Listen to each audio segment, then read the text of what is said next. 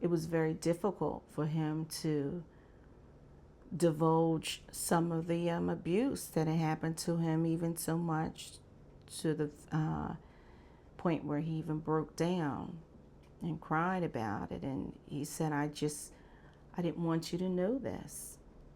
I didn't want you to know. And I even asked him why. I said, if you had only said something at the trial, if you had only told someone, why didn't you tell someone what happened? And he said it was just much too shameful. The first incident of sexual abuse that Terry experienced was when he was 6 years old, and he was raped by an 11-year-old child in the neighborhood. I was a child. I remember my mother saying something isn't right about that relationship. When Terry was spending time with Mr. Johnson, I was gone. I had heard of him staying over at Mr. Johnson's, but I just thought Mr. Johnson was a stand-up guy. You know, he was helping Terry with school and, you know, through his sports. It was strange that a teacher would take a student under his wing like that for so long, but at the same time, we thought maybe he was just rescuing him. All children who are abused internalize the abuse, which means they feel they're responsible for what's happening to them.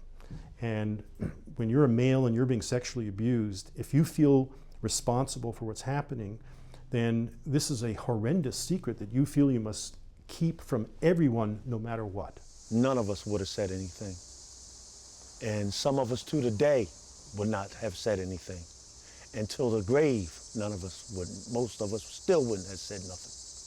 If Terry had actually come out and told us what was going on with Mr. Johnson, I think the response probably would have been, you know, what, are you gay?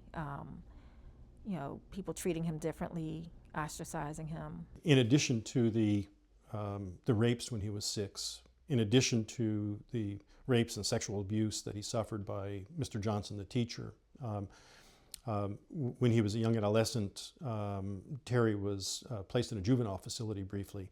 And in that facility, I believe it was either the first or second night he was there, he was gang raped in his cell.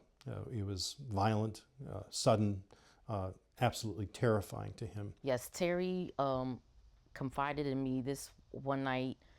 I believe we were about 15.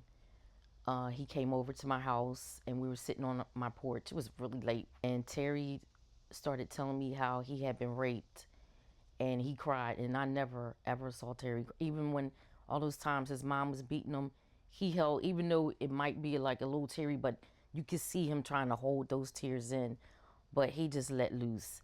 And I could do nothing. I just held him and I just listened. You know, I let him know that I was there for him. I remember a change towards probably 11th or 12th grade. I remember a change in him.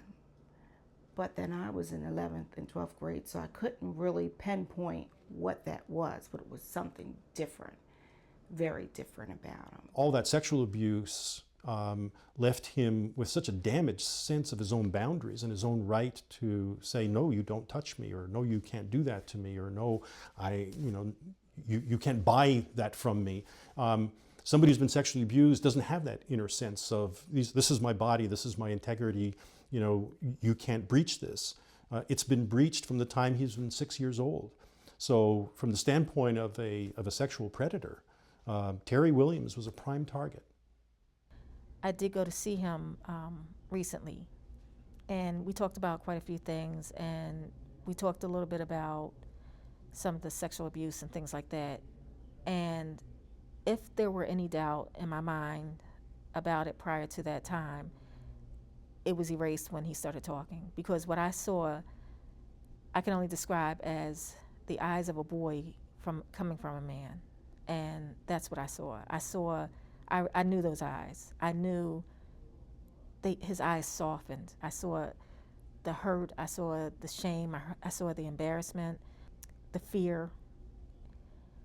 And it just, you know, it just hurt for him. I hurt for him because I know how that feels. I know how that feels. So, you know, I just can't imagine somebody having to walk around with that all of their life.